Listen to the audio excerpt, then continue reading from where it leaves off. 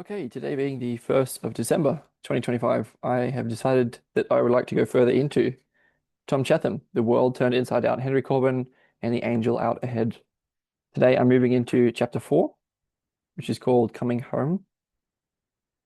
And the context for this, I guess, is in the first 5 minutes of the first video of the series, but very briefly, we have this, Vivekian prescription for, ecology of practices with a community of practitioners in a sort of viable worldview to situate a change in our sort of biopsychosocial conditions, a change in our way of life that can serve as a response to the meaning crisis, and at least aspects of the meta crisis. And then the open question is, can we adequately respond to that as well with the same prescription? And anyway, the point here is that within the sphere of that response, in the context of a community of practitioners running an ecology of practices, which practices and why?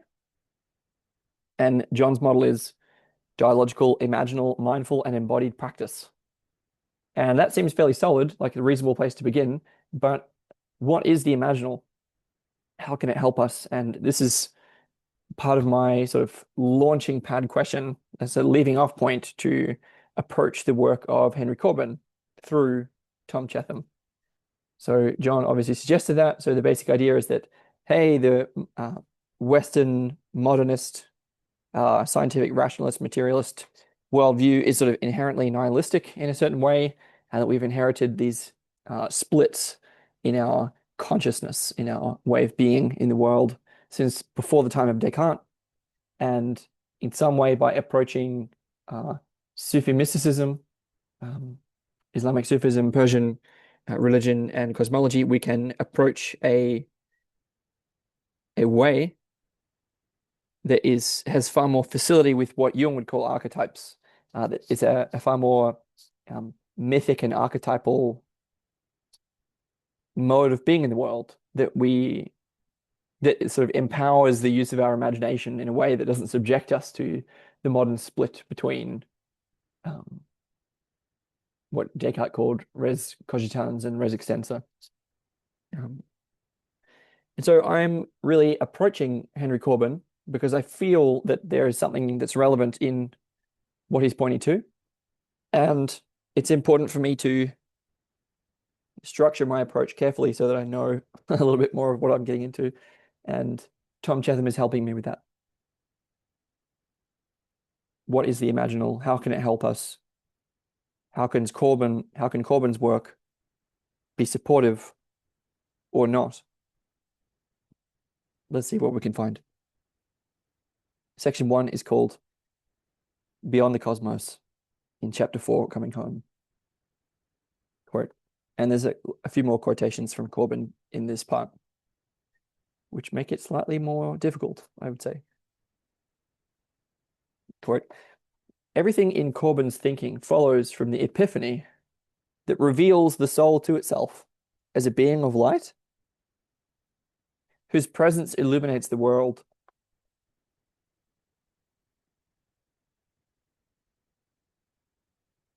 And again, like this is already, with the first sentence, that's already quite far out. And so I would say some understanding of the stuff that I've been publishing, at least some understanding of these people, of Jung, of Corbin, of Heidegger, of James Hillman, of Robert Avens. There's a reason that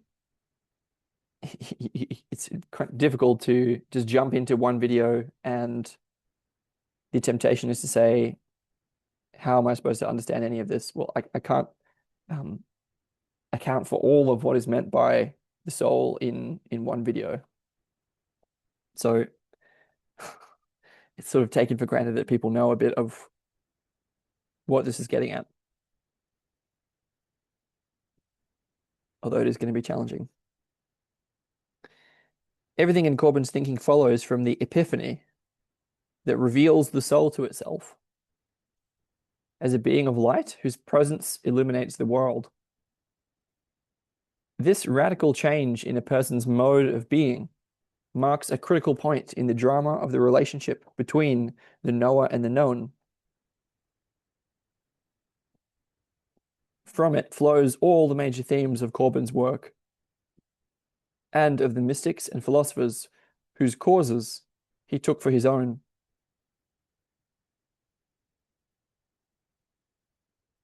The hermeneutic of the active presence of the philosopher or spiritual, whose quest is Corbin's subject, is a process of becoming conscious. Okay, so just pausing here, already this is quite complex, right? So we're seeing this split between, for example, the knower and the known. This is part of what I meant by sort of the inheritance of through Descartes and the Western canon is sort of this, whether it's subject and object, whether it's abstract and sensory, knower and known is one of these. And the idea is that to repair the sense that this split is actually not fundamentally constitutive of the world, but rather a split that in some way a dichotomy that we impose upon the world. The idea is that there is a certain epiphany or realization that shows this, that reveals it. And so this way that I would say includes intentional practice and philosophy as a transformational practice involves approaching that kind of epiphany that, quote, reveals the soul to itself as a being of light whose presence illuminates the world. And then from that epiphany, from that place, there is then a quest. So I would say here that there's a certain kind of epiphany or realization. This is what I'm understanding here. It's not, yeah. And the point of that realization or epiphany is that it shows the soul to itself in a way that changes our mode of being. So he describes this as a kind of active presence, which is a process of becoming conscious. It's becoming conscious of an underlying unity, which sort of undergirds what we consider to be, what we judge as the relationship between knower and known.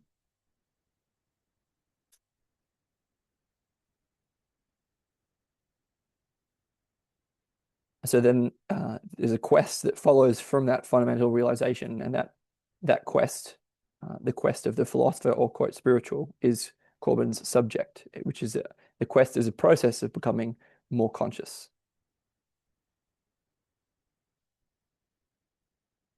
There's an interesting footnote here, and then we'll quote from Corbin. The footnote is that Corbin attended his first Aeronauts conference in 1949, where he would have met Jung. Avicenna and the Visionary Cycle, which is one of Corbin's works, was published in 1954. And the prevalence of terms from analytic psychology in that book reveals Corbin's knowledge of Jung's ideas and the fact that he saw certain commonalities in their work. However, Corbin was also always careful to dissociate himself from psychologism.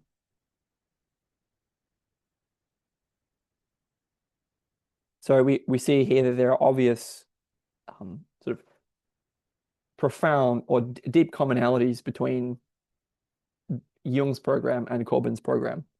The idea of a course or realization of the self in Jungian terms, that we're sort of crucified between the opposites, and that by holding that tension, that tonos, that we can experience a deeper center of wholeness. And the process of individuation, akin to this quest of which Corbin speaks, is a way to become more whole, which I think Jung would agree in describing as a process of becoming more conscious. It's just that for Jung, it would be that the self is a combination of conscious and unconscious, and the self includes the wholeness of both in a way. Anyway, we'll move on here. And so obviously there are profound analogies between Corbin and Jung, and so we have this quest that Corbin describes, and then about that he says, about this act of presence, this fundamental epiphany, he says, yet it is this mode of presence that must be disclosed. for it determines, if not always the material genuineness of the motifs incorporated from the philosopher's work, at least the personal genuineness of his motivations. It is these that finally account for the motifs that the philosopher adopted or rejected, understood or failed to understand, carried to their maximum of meaning, or on the contrary, degraded to trivialities.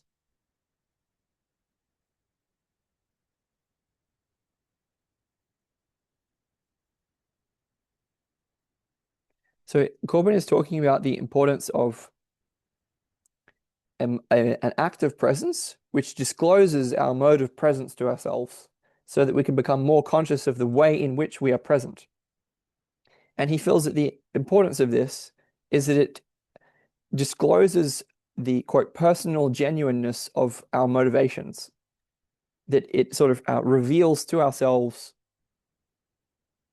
where we're coming from in a certain way.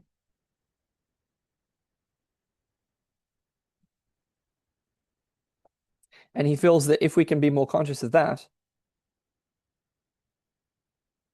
well, he feels that it's those, quote, the personal genuineness of our motivations, it's these that account for the motifs within our philosophy. Okay, quite abstract. So we're continuing with Corbin's quote here. He says, but it is not very often that the philosopher attrains, I think it's attains, I think it's a typo, but it does say attrains, but I'm going to interpret that as attains. But it is not very often that the philosopher attains such a consciousness of his effort that the rational constructions in which his thought was projected finally show him their connection with his inmost self, so that the secret motivations of which he himself was not yet conscious when he projected his system lie revealed.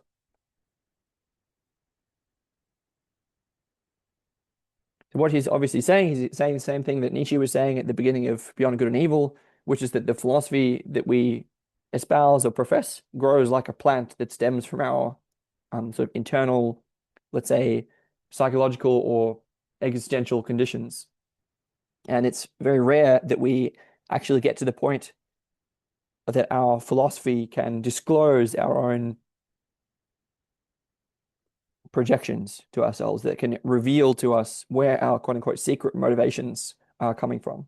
So it's difficult. And he says,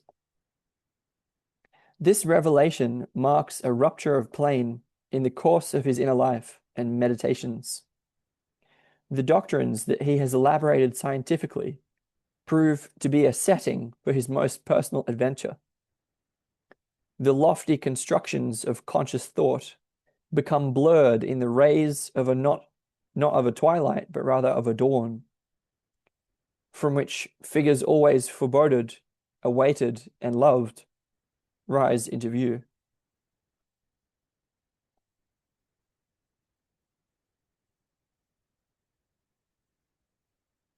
Okay, difficult, I would say.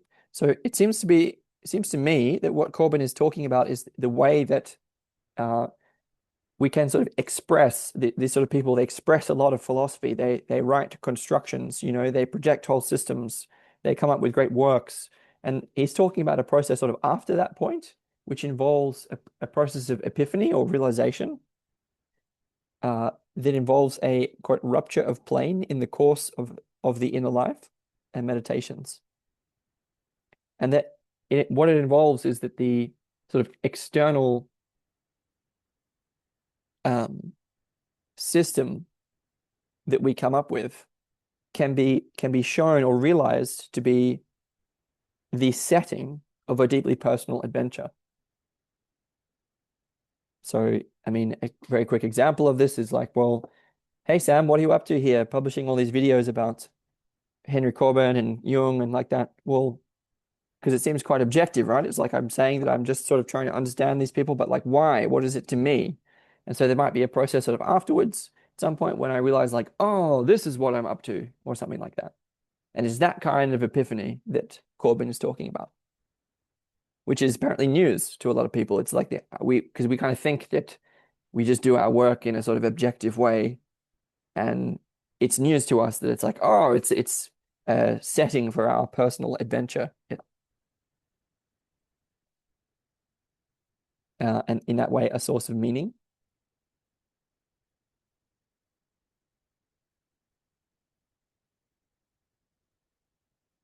Okay, so it seems that this, again, it's already quite complex, right? And so we were talking about this act of presence that reveals the sort of underlying unity of between knower and known. And this is in some way this kind of epiphany or realization seems to be implied within the kind of philosophy that Corbin articulates, where our own work, right, becomes a vehicle through which we can realize who we are, through which we can realize what's so important about that work to us, realize an underlying unity between knower and known. So it's a way or style of philosophy that facilitates this kind of epiphany and ongoing quest.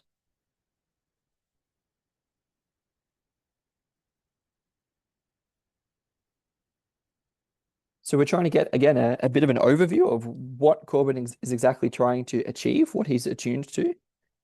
And that was the first page of this chapter. And now we're going to continue with what Cheetham is saying. And so he says, thus begins his treatment of the visionary recitals of Avicenna, I'm not sure how to pronounce it, Avicenna, and Surawadi.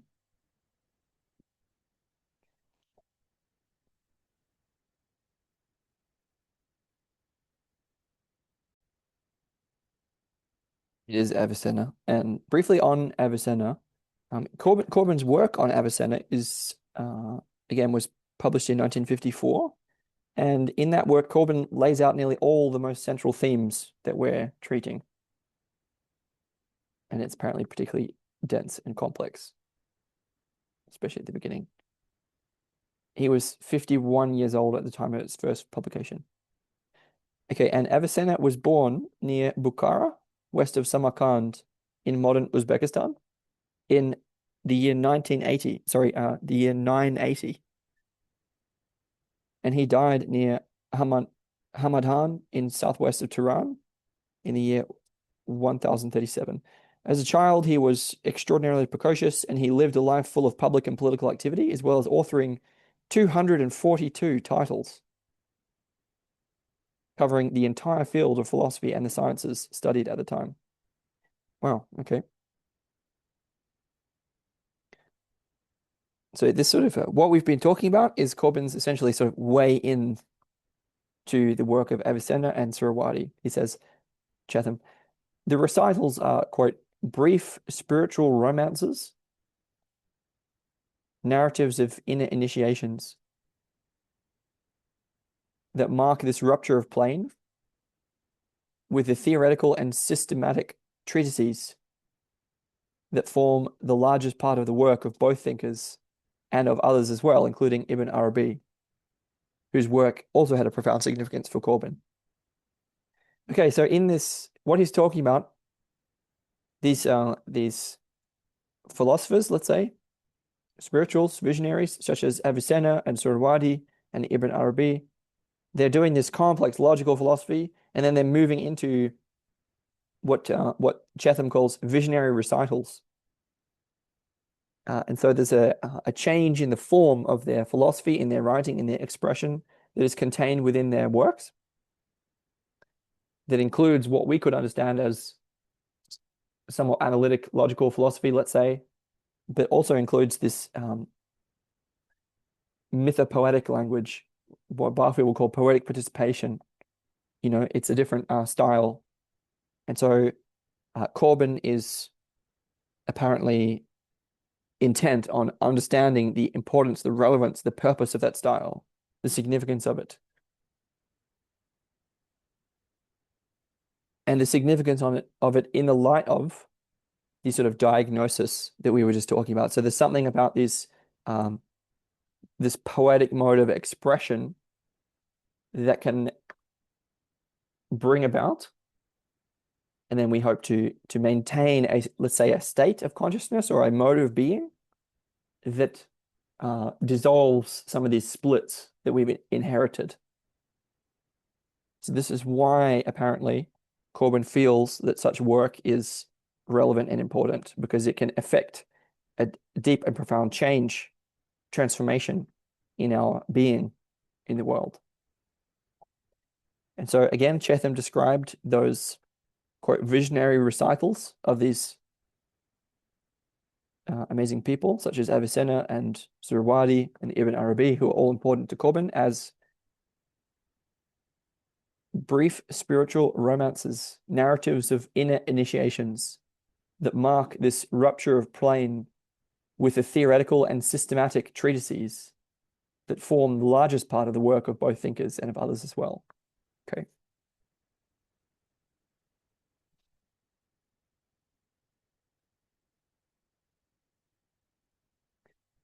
Just very briefly on Ibn Arabi, was born in Murcia in Spain in 1165 and died in Damascus in 1240. By all accounts, one of the most influential mystical philosophers in Islam and among the greatest visionaries of all time. See Corbin's Creative Imagination for an introduction. See Chittick Imaginal Worlds and the rest of Chittick's works. All right. There's a large corpus of literature now on Ibn Arabi in English. Okay, let's continue here.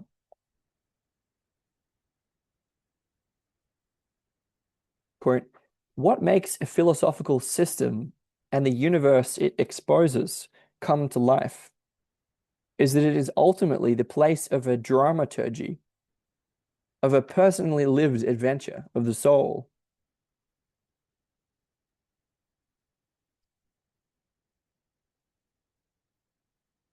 Okay, so there's something about the soulful or living quality of a philosophical system and the universe it exposes. And what makes such a system and such a universe come to life, quote, is the fact that it becomes a place of adventure, a personally lived adventure, a, quote, dramaturgy of the soul.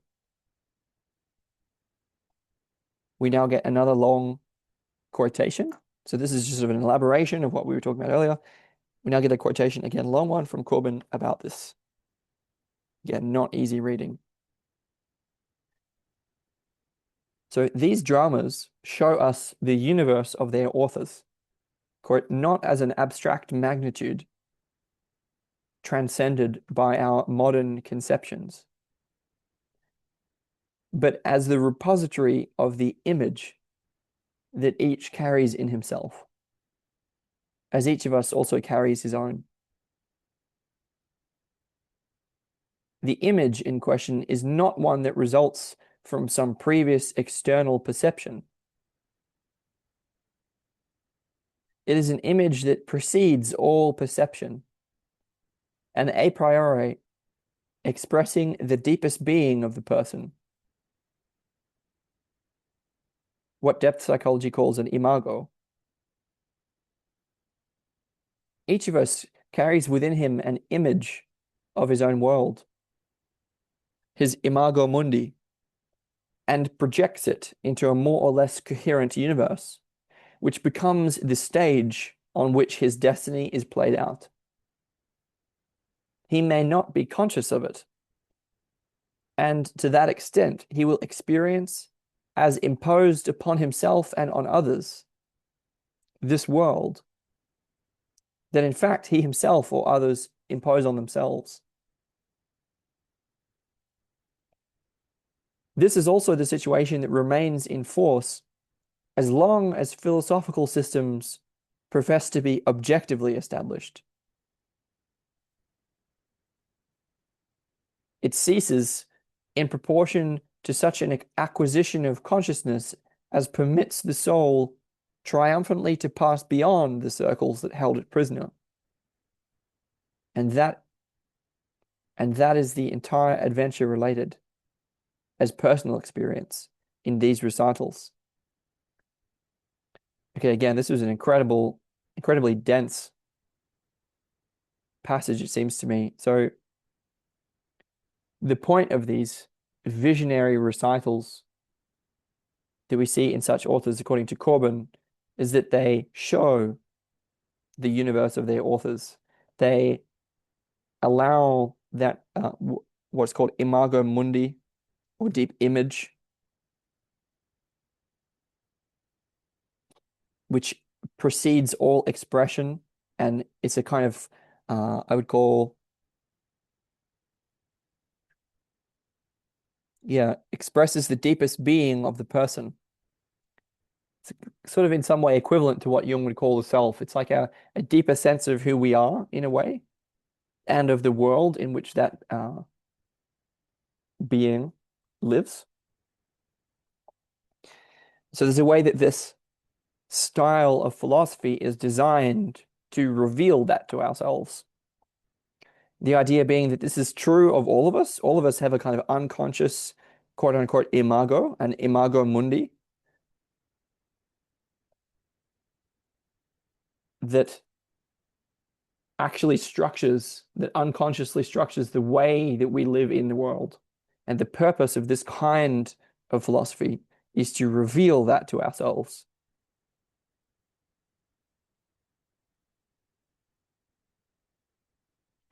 There's an obvious question there whether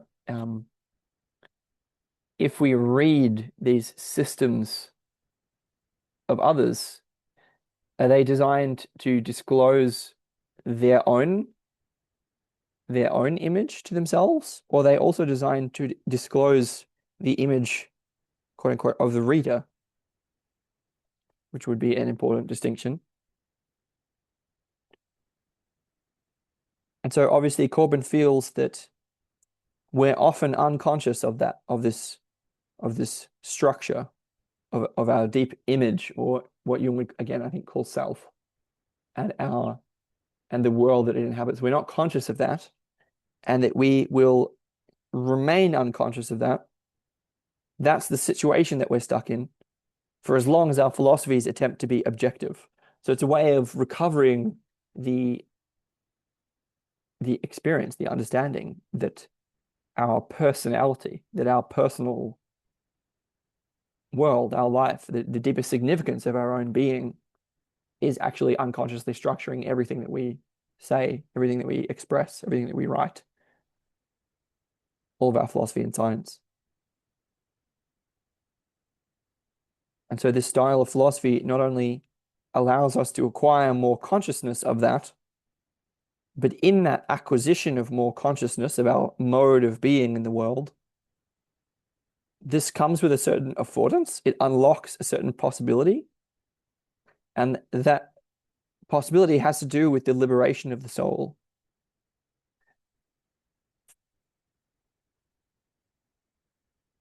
Beyond, allowing it to pass triumphantly beyond the circles that held it prisoner. Okay, obviously we then have the question, liberation into what? But I think we can simply hold off on that for the moment and observe that it is. I can understand why it's a good thing to become more conscious of the personal dramas that are structuring our world. And I'm open to the idea that this kind of philosophy can help us do that. So now Cheetham goes on, quote, by making conscious this image of the soul, one steps, quote, beyond the system of the cosmos that rational thought has erected. And this cosmos is revealed as coming from the soul, as the soul's own, and now consciously integrated with it. Just pausing for a second. Again, I have to take this really slowly today because there's so much being expressed. So here we have the idea that again, in Jung, for example, the soul or anima is a kind of psychopomp or guide that has privileged access to the depths of the unconscious. The unconscious being simply the interiority, which is unknown. And so there's a way that for Jung, the quote unquote God image uh, comes to us through the soul. The soul serves as a kind of vessel or channel through which the quote unquote God image or images of the self um, is born into the world, born into actuality through dreams, through expression, and so on. And so the idea here is that, as I said, this rendering of image, which is capitalized, Cheetham says, by making conscious this image of the soul, this term is equivalent to, in Jung, the God image or the self. This is an idea that there is a deeper center of conscious awareness, which includes and transcends the ego, and which expresses the whole or total person that Jung calls self. And it is in some way, it can be conceived as in some sense belonging to the soul because it's in a way through the soul that that we have access to this, that we have our sense of this. So the idea here is that there is a center of consciousness here called image, in Jung called self, that we are unaware of, that we're unconscious of, but that nevertheless structures our psyche. And moreover, it's not merely a center of consciousness, but also that center of consciousness inhabits, or in a way lives within, an entire world, an entire cosmos.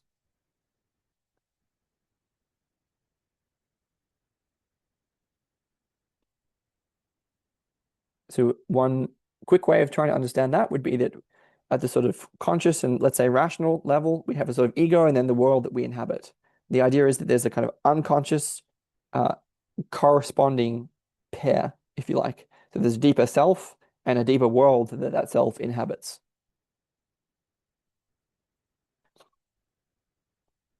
Yep. And so then the idea that the quote unquote system of the cosmos that rational thought has erected, so what we express, what we come to understand, what we philosophize, can be understood as coming from out of that self. It can be revealed as coming from the soul, as the soul's own. So what they're talking about is a way to come to see and experience and feel that our philosophy, that our systematizing, that our work, while supposedly objective, is actually deeply, deeply personal in the deeper sense.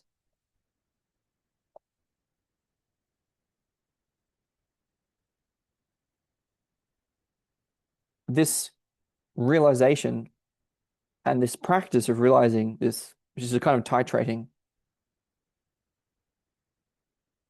it allows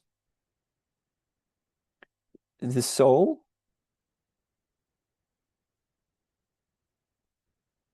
to be more integrated with that world. So again, there's a couple of different centers here that we've been talking about. One of them is obviously the ego. Another one of them is the soul. Another one of them is what I've called self through Jung, or image here capitalized. And these are different.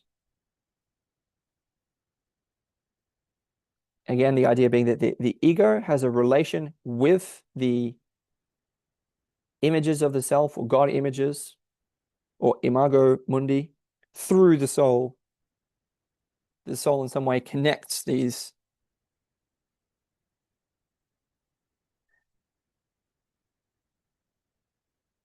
They're going to continue. Cheetham. The recitals are the record of an quote exodus from this world. The event carries us to the utmost limit of the world. At this limit, the cosmos yields before the soul. It can no longer escape being interiorized into the soul, being integrated with it. So this is a way of understanding that when we understand the cosmos or world in this way, we understand it as an expression, something that comes about from out of the soul. So the soul is, in a way, attains an encompassing quality upon this kind of epiphany or realization. Cheetham goes on, this momentous event, this spiritual birth, frees the soul from its entrapment in and subordination to an alien and external world. It marks an escape from the world of impersonal knowledge, from that absence in which only objects can appear.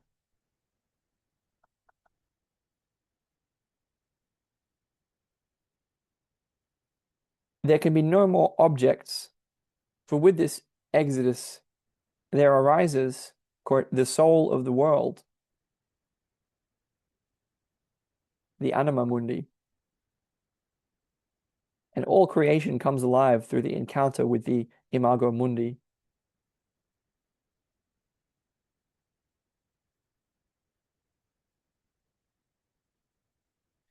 Okay, pausing here. So again, obviously we have the notion that this kind of epiphany or event, it releases the soul in some way by allowing it to perceive, to feel that the world itself is encompassed within the perspective of the soul, which he describes as a kind of spiritual birth, which releases us from entrapment to an alien and external world. This allows us to sort of escape the trap of knower and known, or subject and object, that we've inherited, and the absence or nihilism that goes along with that perspective. I'm not going to go into why there is an absence. That was in a couple of videos ago. And it means that there aren't any more objects, because the distinction between object and subject is, in a way, nullified. And the question is, why does this imply that there arises the soul of the world?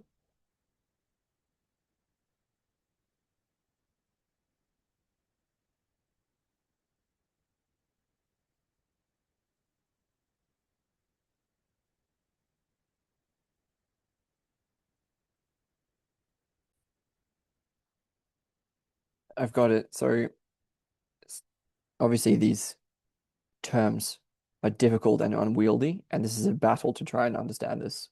So what I came to is the idea that there is this Imago Mundi. So it's a model, or it's not exactly a model, it's a coherent universe or cosmos that is in some way this stage within which the image, the deep self, lives or conducts itself. And these two, the imago and the imago mundi, the image or self and the world of the image, world of the self, these are conceived as in some way belonging to the soul. They come from the soul and through the soul, right? This is what we were talking about. And the idea is that when we can integrate this perception, when we realize that as an event and continually, I would say in a titrating, sort of cyclical, periodical way, liberate or free ourselves from the quote unquote external world, objectified world, then there's a certain quality that arises. So there's an emergent property, I would call emergent, that arises after that point. And that is what is described as soul of the world, or anima mundi. And so the way that I would understand that is that there is a quality of soulfulness or aliveness that in some way, rather than belonging to what I've called the self, the Jungian self, here termed image, this quality of aliveness or soul belongs to what is called world.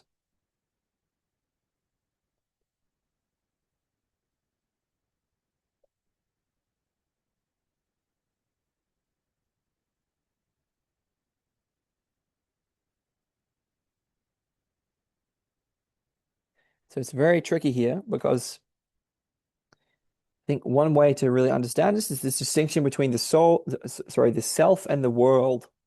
And there's a kind of soulfulness and aliveness that can arise through one's own soul, namely the imago and the imago mundi. And there's a certain kind of aliveness or soulfulness that can arise from the world when one can live in an integrated fashion from out of one's own imago and imago mundi.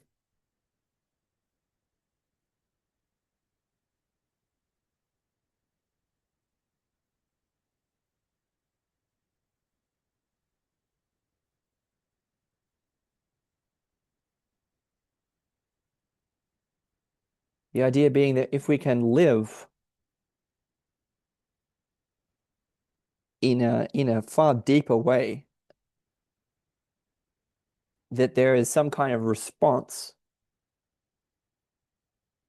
that it's not just about existing in a separated or isolated uh, cosmology, a cosmos or universe. It's that the quote unquote world of the self, sorry, the excuse me, the soul of the world arises as a result of that exodus. And quote, all creation comes alive through the encounter with the Imago Mundi. So there's a way that the world itself responds to this shift in our inner perception. Very tricky territory here. We now get a very short quote about that, which doesn't really help, but I'm going to read it anyway. It says, it's from Corbin.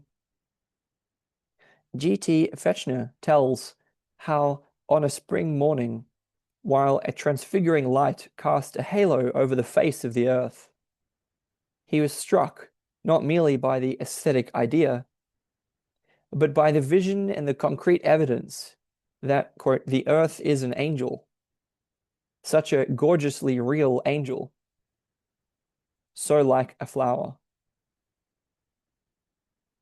To be precise, quote, the telluric glory is the liturgical creation, the hierarchy of that earth angel whose features are perceived as a glorified human image.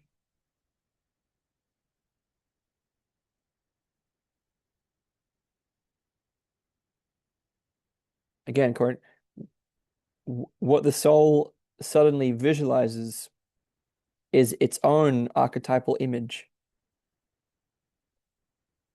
That image, whose imprint it simultaneously bears within it, projects and recognizes outside of itself.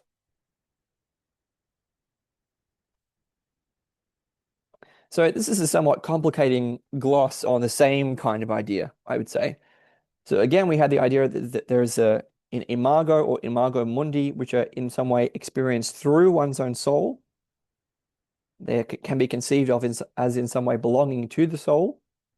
And that when one can integrate this and live in that way, there can arise sort of in response, quote unquote, anima mundi or soul of the world, the sense that all creation comes alive. And so here we have the idea that quality of anima mundi can be experienced as a realization, and it can be experienced as a realization that, quote, that Earth is an angel, which is it's in some way it's another way to language the same thing.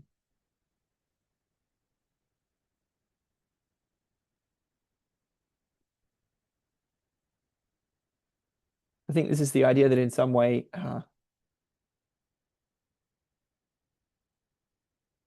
it's not only that we express or project meaning onto the world, but that there is a deep image that is available to be seen in the world. And when we can see from out of our own souls, when we can live from out of our own image, the image or angel, which is the earth, becomes perceptible.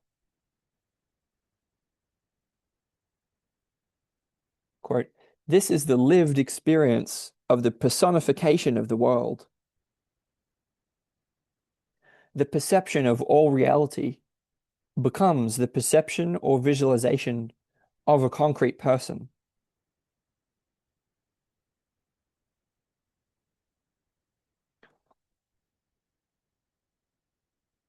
Again, it's the sort of thing that this needs to be done. It needs to be enacted and practiced. It's very difficult to speak of such matters, right? Simply, I think it's the idea that when one lives in this more ensouled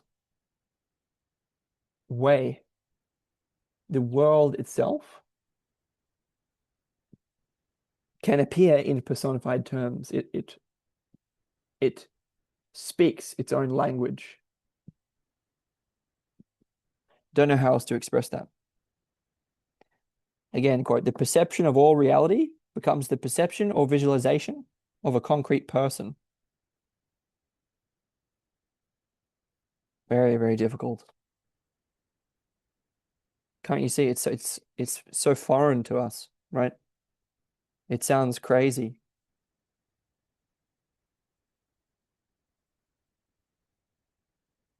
It's not though.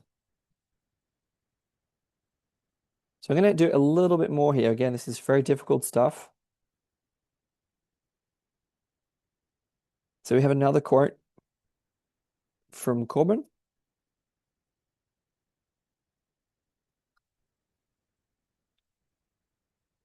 So again, we had a quote, this is the lived experience of the personification of the world. The perception of all reality becomes the perception or visualization of a concrete person.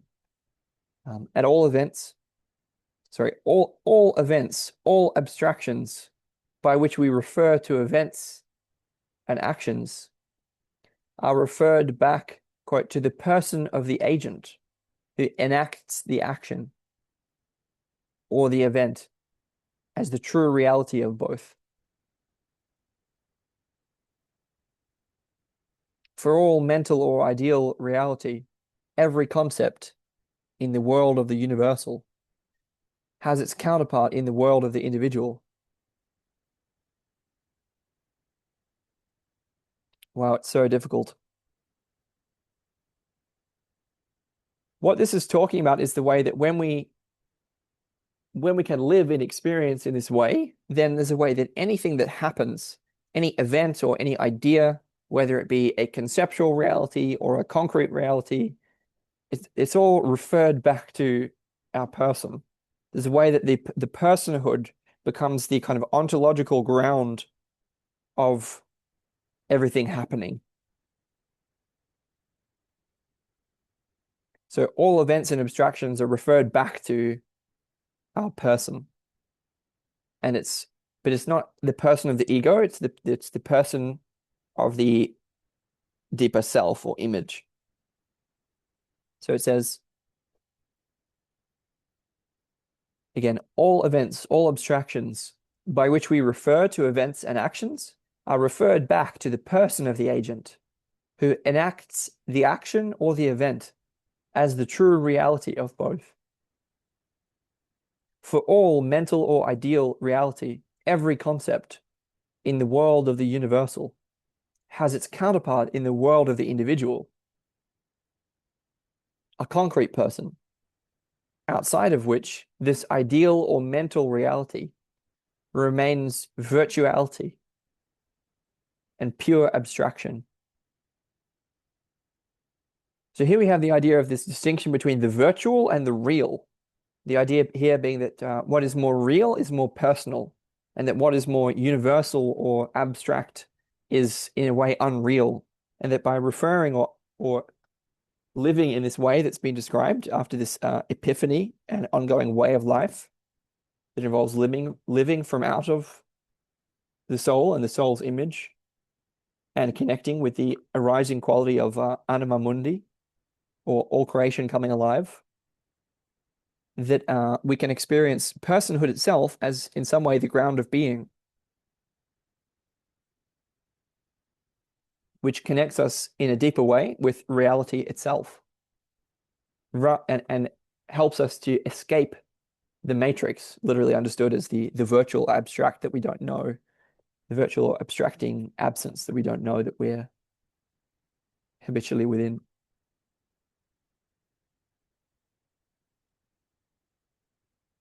As Corbin says, quote, everything takes place as though the question, who is it, was substituted for the question, what is it?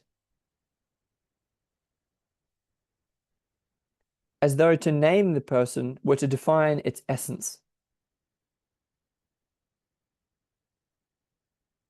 And it is to this person and not to the abstract universal concept that the tawil or internal exegesis leads back.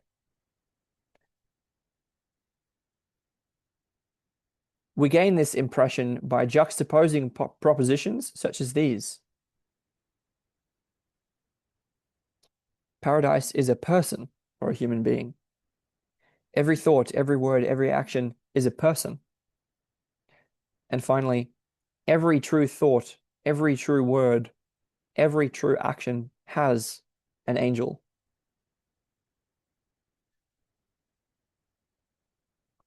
Okay.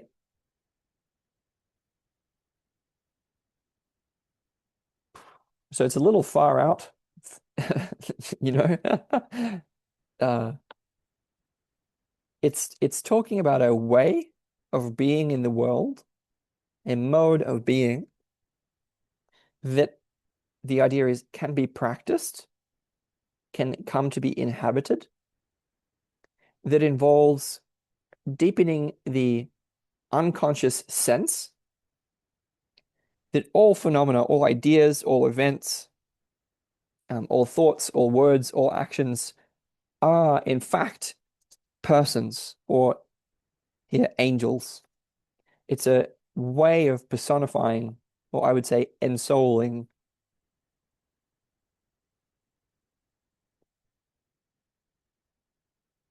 The idea is that by asking the question, what is it? This question implies an objectifying mode of perception, or at least that's the way that we understand that question. What is it? So I think what I would connect here is the right and left hemisphere through McGilchrist. So through the tyrannical dominance of the left hemisphere, and again, see McGilchrist's work, we have this way of objectifying and deadening in order to break down into minute parts and manipulate the results. And it perceives everything as an object to be moved around according to our will. Whereas this way, which is being described, is a way of, in a self-reflective way, becoming more conscious of one's own deep imago mundi, one's own deep self and the world that it inhabits, giving rise to a living sense of the Anima Mundi, soul of the world, such that it can be seen, not believed, such that it can be experienced. That any what is it question is actually a who is it question. That the world that in which we live from out of the soul is an ensouled world, is a world full of persons or angels.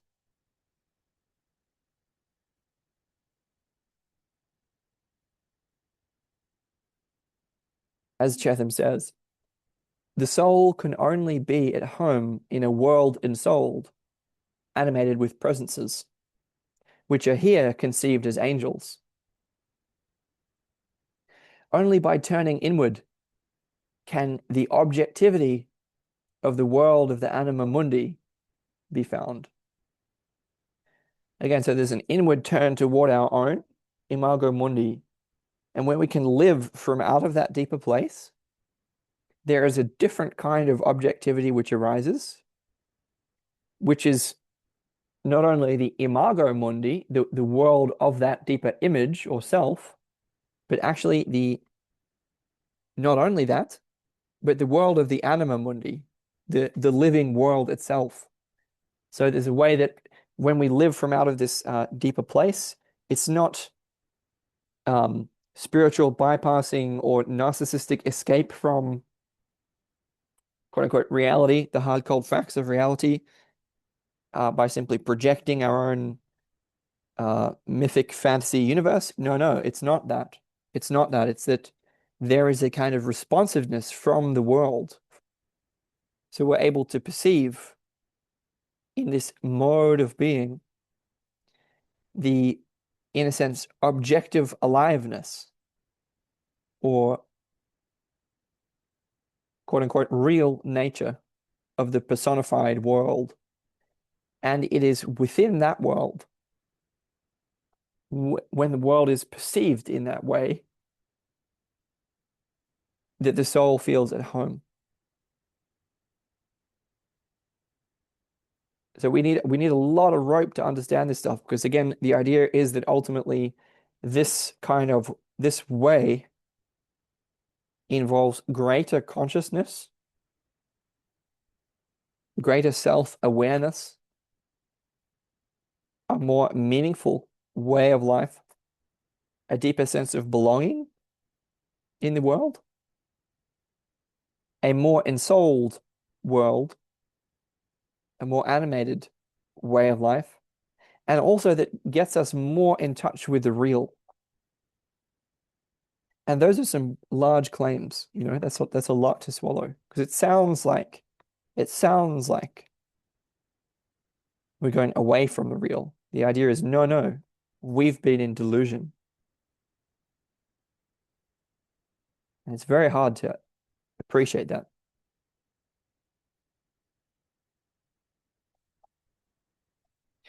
Again, this short quote from Cheetham: "The soul can only be at home in a world ensouled, animated with presences, which are here conceived as angels. Only by turning inward can the objectivity of the world of the anima mundi be found. Be found, the idea being that it's there to be found." Corbin says, "For all our esotericists, the interior world designates the spiritual reality of the supersensible universe, which, while a spiritual reality, is that which encircles and envelops the reality of the external world. To leave that which we commonly call the exterior world is an experience not at all subjective, but as objective as possible. But it is difficult to transmit this to a spirit wanting to be modern.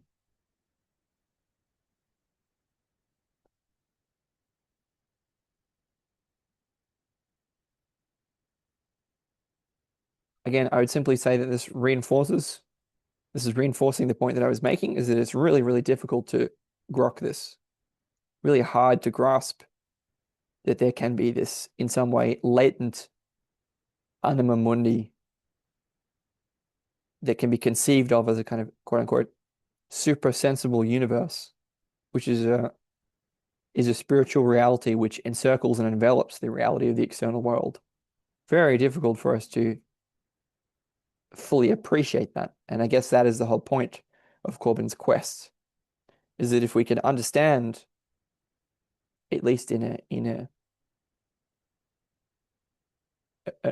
enough such that the quest can be begun, if we can understand why and how this way of being, this mode of being in the world can help us, then it's something that can be familiarized with and sought. So at least we have an understanding of where Corbin is trying to lead us.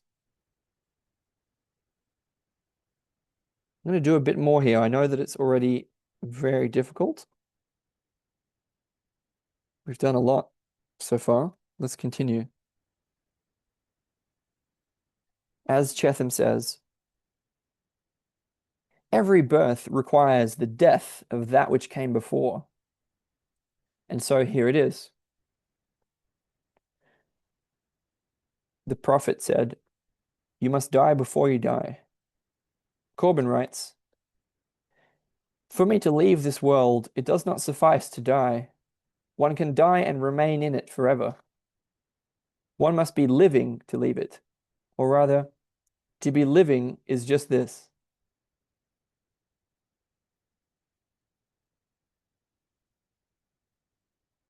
Quote, "This death to the world of absence is a birth to the presence of the world," both capitalized. "This death to the world of absence is a birth to the presence of the world and takes place by a kind of inversion. It is a process of turning inside out."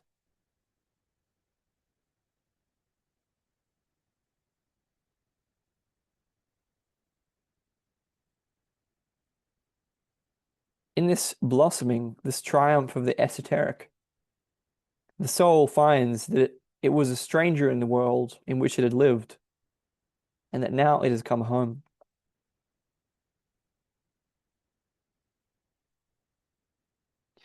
Okay, here we have the Gnostic idea, the prescription, in a sense, to die before we die.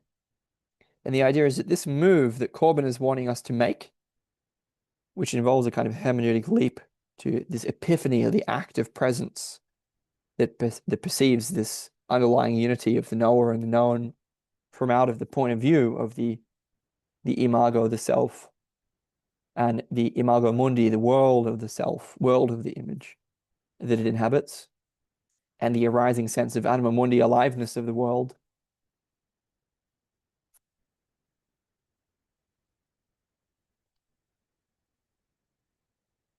That this move from out of the absence of the objectifying left hemispheric way of perceiving is a kind of death. It's a death to that world. So again, I might submit that here, die before you die is understood in metaphorical terms, I would say. I'm not yet sure how real that death to the world of absence is, but I know that this die before you die can, in fact, refer to very real, very embodied, very experiential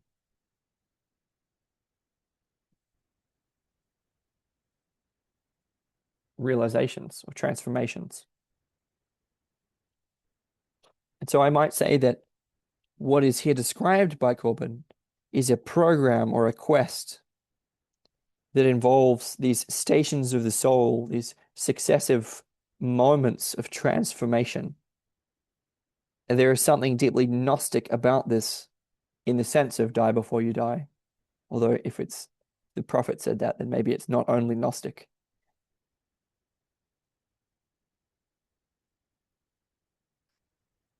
But yeah, the point is that this process of doing this kind of spiritual philosophy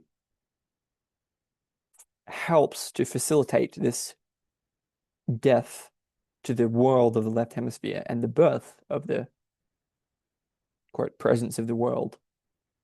And it's a kind of inversion. It's a process of turning inside out. Conceived here as a triumph of the esoteric. Again, one of the traps here is going to be that I think unless we're living in a way that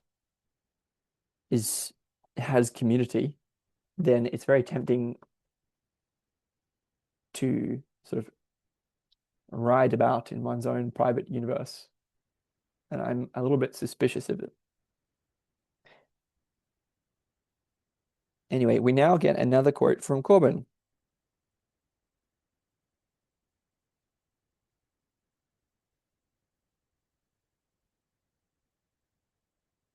And he says,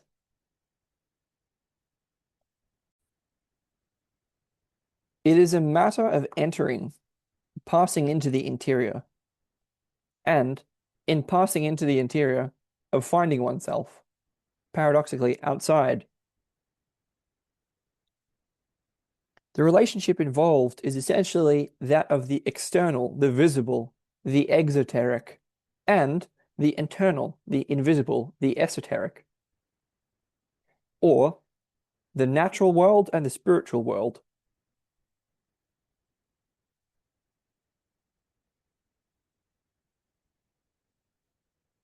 To depart from the where is to leave the external or natural appearances that enclose the hidden realities.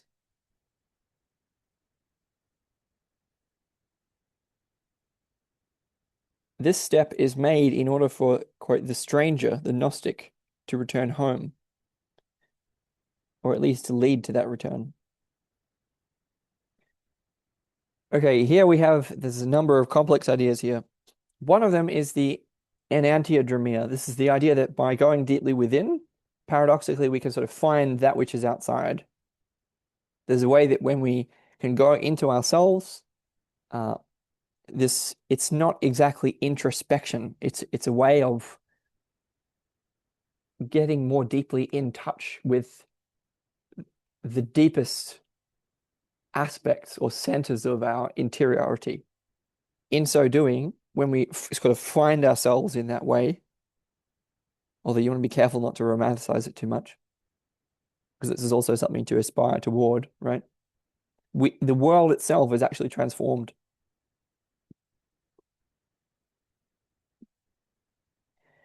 So here, this is conceived of as in a way, the inner world and the outer world.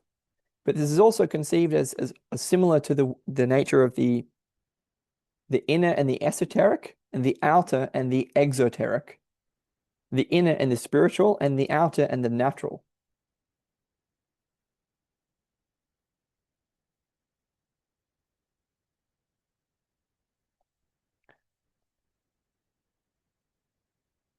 So here I'm going to suggest a break,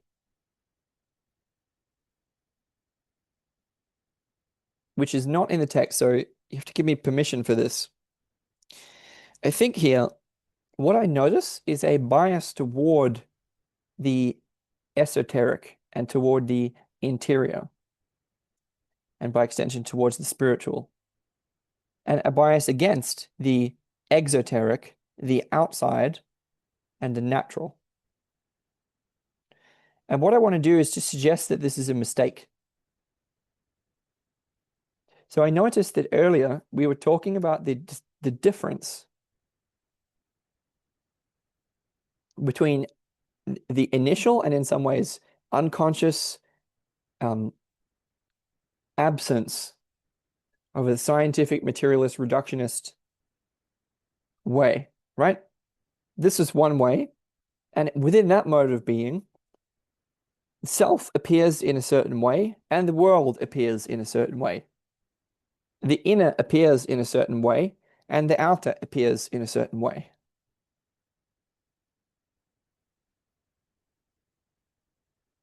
In all cases, the way is that of the left hemisphere. The way that the spiritual appears in that mode of being is by being absent. The way that the esoteric appears in that mode of being of the left hemisphere is by being absent, right? Then, if we can move to a different mode of being, right? Which is in some sense, it's the mode of being that Corbin is suggesting, recommending. Then we can move toward a more ensouled way, as we were discussing. And the consequence of this is that our own interiority is in some way deepened. We get a deeper sense for our inner depths. We can live from out of, quote, the image of the soul, or what Jung would call the self. We can be more conscious of this, and also be more conscious of the soul of the world, the aliveness or soul that arises from out of the world when we live from out of that self, that image.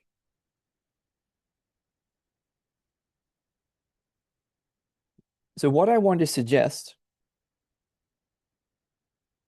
is that that difference I just described the difference in the modes of being that Corbin is suggesting, right? He's talking about moving away from this left hemispheric way and towards this more ensouled mode of being. I want to suggest that that transformation is an extended period of aspirational development involving successive transformations and a change to our way of life, including but not limited to the practice of philosophy and gnosis. And I want to suggest that it involves a transformation in both self and world, natural and spiritual, esoteric and exoteric, internal and external. So what I'm pushing back on is identifying the exoteric or external with the left hemispheric mode that we were talking about.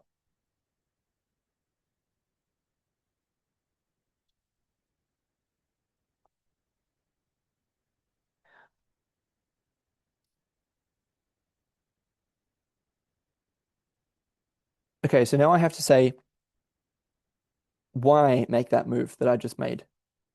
So the risk here is that there's a bias.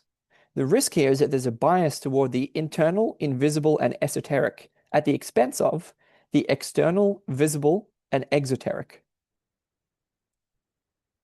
And this is going to have a consequence. It's the consequence that how can I describe this? It's like we need the exoteric just as much. It's so difficult to express this. It's like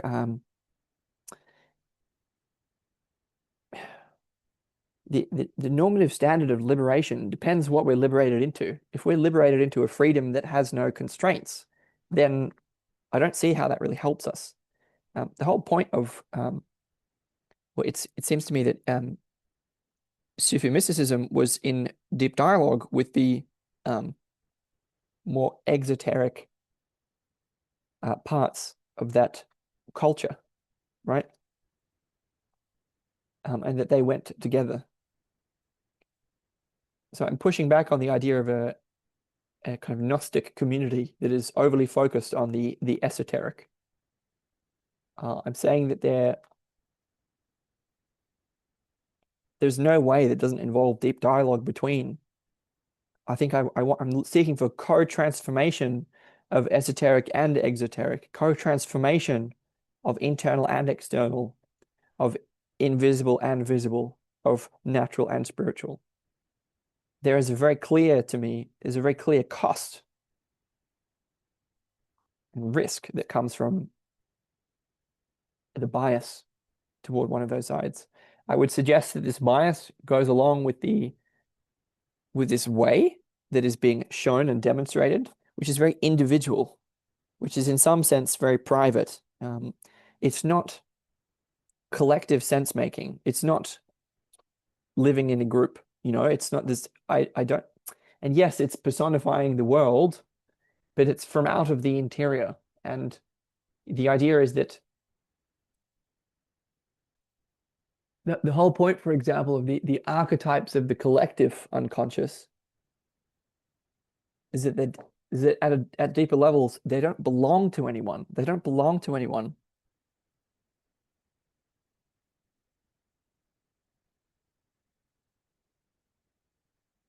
Communion, common union, community.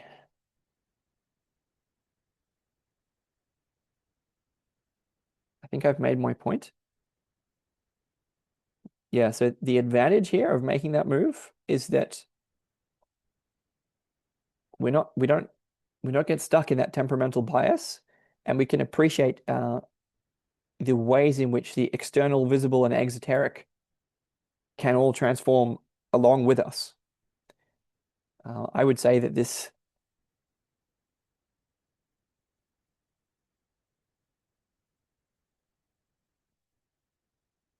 pretty obvious to me that that's better. So the idea is here is not just to change one's own mode of being in the world, but to live in such a way that one's own deeper way of being in the world can gel and jive and synergize with that of others, with that of others.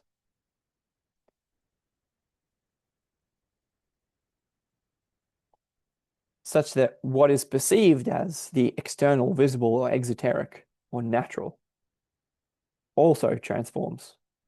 Co-transformation of self and world, individual and collective, all of these dichotomies. The whole point of this is that any duality can be defined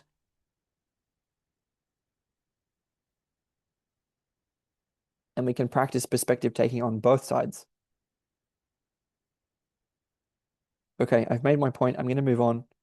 So now I need to read the second part of Corbin's quote. I'm going to repeat the first part because of the context. And I know that it's difficult, so bear with me while I read Corbin's quote, and then I'll try to say what it means. I'm trying not to be, I don't mean to be condescending. I mean, if you can tell me what it means, please let me know. Quote, it is a matter of entering, passing into the interior, and in passing into the interior, of finding oneself, paradoxically, outside. The relationship involved is essentially that of the external, the visible, the exoteric, and the internal, the invisible, the esoteric, or the natural and the spiritual world.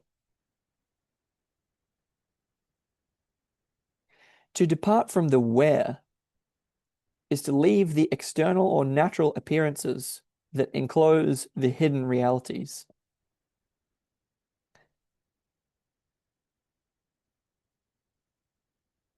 This step is made in order for the stranger, the Gnostic, to return home, or at least to lead to that return. And then he goes on, quote, but an odd thing happens. Once this transition is accomplished, it turns out that henceforth, this reality, previously internal and hidden, is revealed to be enveloping, surrounding, containing what was first of all external and visible. Since, by means of interiorization, one has departed from that external reality. Henceforth, it is spiritual reality that contains the reality called material.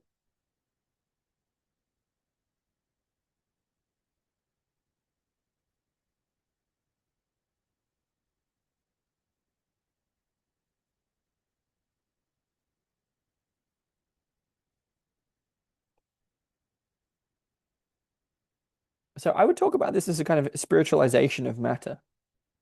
And I don't really have any problem with this. I think that we can simply move on here. I think he's sort of saying this is Corbin's way of, in a sense, trying to account for what I was getting at, which is that it's not just about leaving behind the material, it's about when we can go into our interiority, we then experience the external in a new way.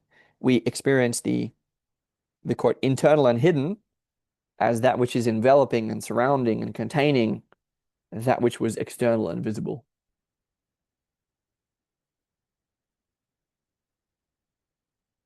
So that's fine. So let's move on.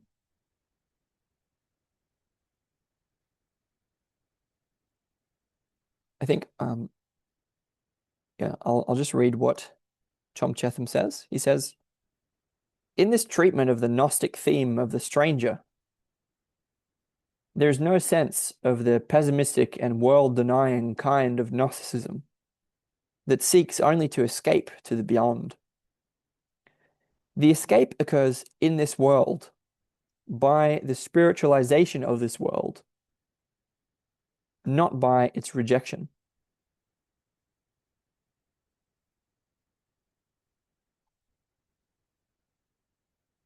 Okay, I really appreciate that. I think that's kind of profoundly what I was pointing to. So let's move on. He says, we encounter a strikingly similar phenomenology in David Abrams' description of the reanimation of the sensuous world. His work, like Corbin's, is influenced by Heidegger, as well as by direct contact with traditional cultures, particularly those of Indonesia and Nepal. We find in this comparison evidence for the universality of the experience of the Anima Mundi. Okay, so here we have the idea that by comparing with Abrams, we can get closer to the understanding, the notion that this experience of the Anima Mundi, the aliveness that arises from the world in response to our living our own Imago Mundi more faithfully, is universal, experienceable by everyone. As Cheetham says, Abram too describes a process of turning inside out. He writes, in words that apply equally well to the phenomena that Corbin presents to us, quote,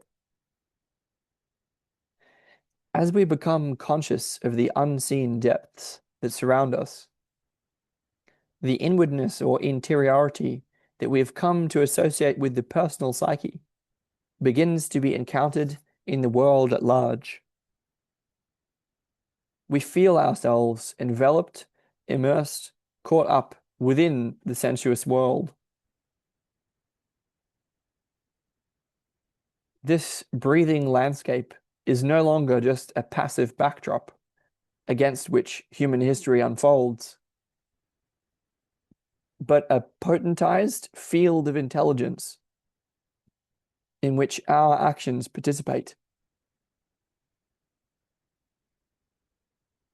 As the regime of self-reference begins to break down, as we awaken to the air and to the multiplicitous others that are implicated with us in its generative depths, the shapes around us seem to awaken, to come alive.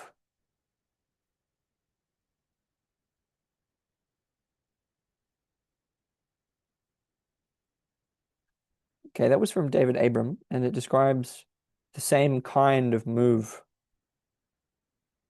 to a Gnosticism that is not world denying, but is in fact a spiritualizing of the world through esoteric Islam, through Persian Sufism.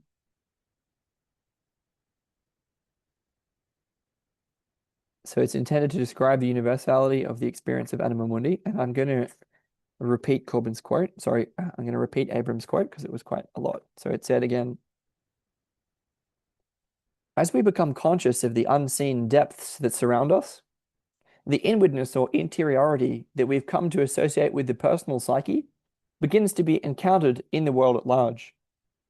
We feel ourselves enveloped and immersed, caught up within the sensuous world.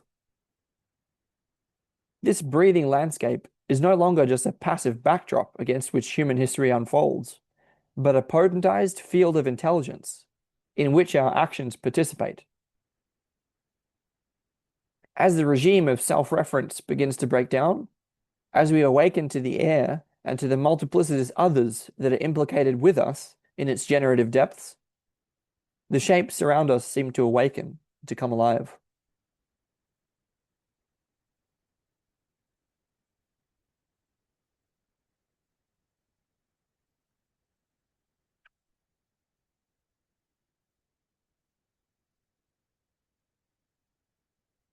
So I have two comments about that. One of them is that what I really appreciate about this is the notion that the regime of self-reference can begin to break down if there is sort of mutual participation, not only with self and other and self and world, and a communal participation in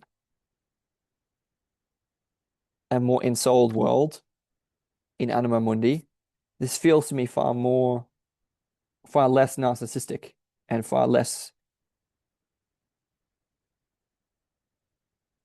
It's in a way it's shareable. and I appreciate that. We're also talking about enactment. We're also talking about participation, both of which I also feel are important. Not simply interiority, not simply receiving. We also have the idea, obviously, that the world life itself is a kind of a field of intelligence in which we participate.